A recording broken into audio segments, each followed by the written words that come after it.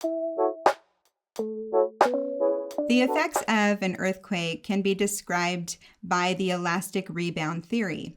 This theory was described by Henry Fielding Reid in 1906, who saw the displacement of the ground and thought it must have involved some elastic rebound of stored elastic stress. This is similar to stretching a rubber band where we have a lot of stored elastic stress energy, and then when we let it go, it rebounds, and then eventually if it hits something, it could displace something like a water bottle or whatever it hits.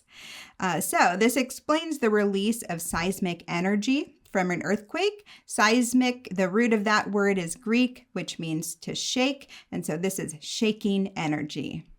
So let's first look at where the energy from an earthquake comes from and then where it's going. So first of all, we have the fault line here. And this is where the fault line would be on the earth. And as you can see, it extends under the earth here. And at some point along that fault line, we have what's called the focus or the hypocenter. And this is where the energy is going to originate from. It's going to emanate in wave fronts all around it. All of that energy is going to eventually show up on the epicenter here that is on the surface of the earth. So as you can see, the earthquake originates from the focus some distance underneath the earth and then travels up to the surface. And it may not occur on the fault line that we can see on the earth's surface. So what is being measured by a seismograph? They are seismic waves, which is the physical expression of energy released by elastic rebound. There are two main kinds of seismic waves. The first kind are body waves. So this is the primary and secondary waves. And then the second kind are surface waves. These are Rayleigh waves, which was named after Lord Rayleigh, who described them. He was a mathematician in 1885. And then we also have Love waves, which was named after Augustus Love, who also was a mathematician who described these waves in 1911. So before we go into what the different kinds of seismic waves are, let's go ahead and look at a seismograph reading of central Turkey, and this was a very devastating earthquake that happened in 2023. So let's look at this bottom reading right here. As you can see right here, that is where the P wave or the primary wave is being detected by the seismograph.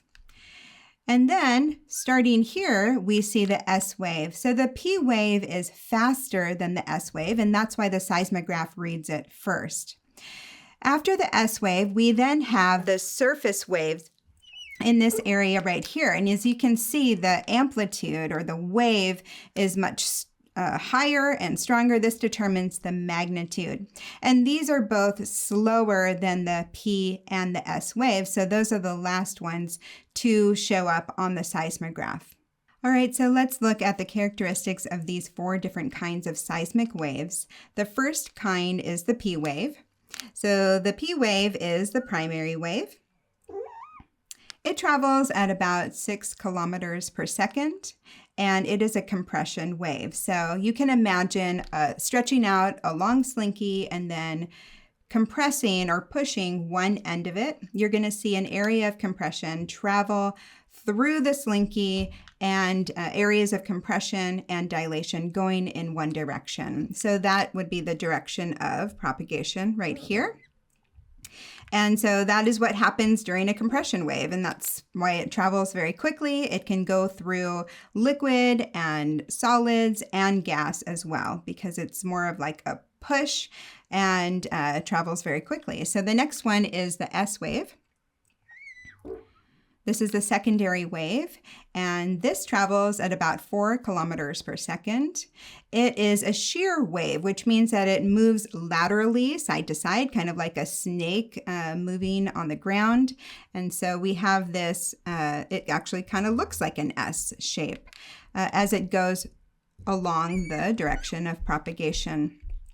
And this kind only travels through solids.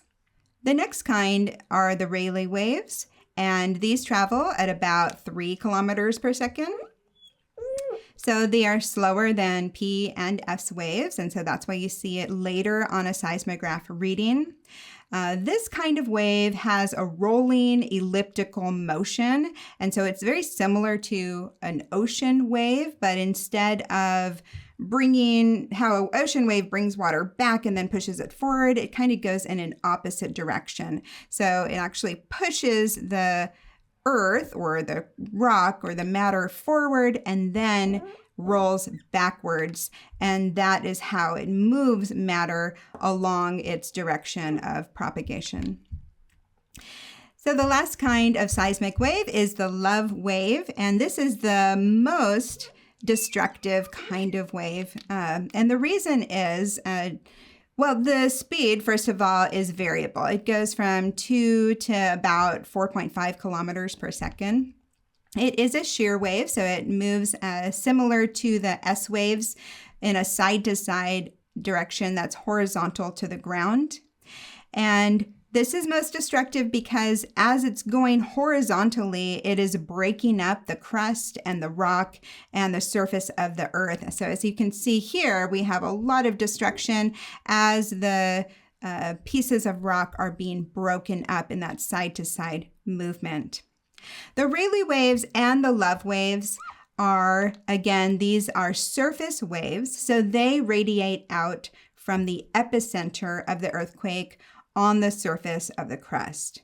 So these are the ones that we feel the most and that are most destructive to our houses and infrastructure and things that affect us. These are the body waves, and these radiate, the P wave and the S waves radiate out from the focus or the hypocenter underneath the earth.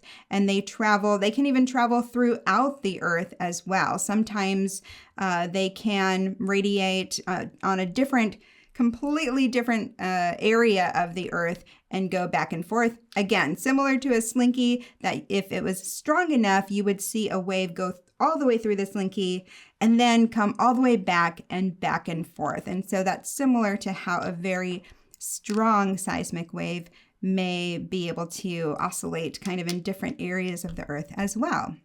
So those are the 4 kinds of seismic waves and some of their characteristics.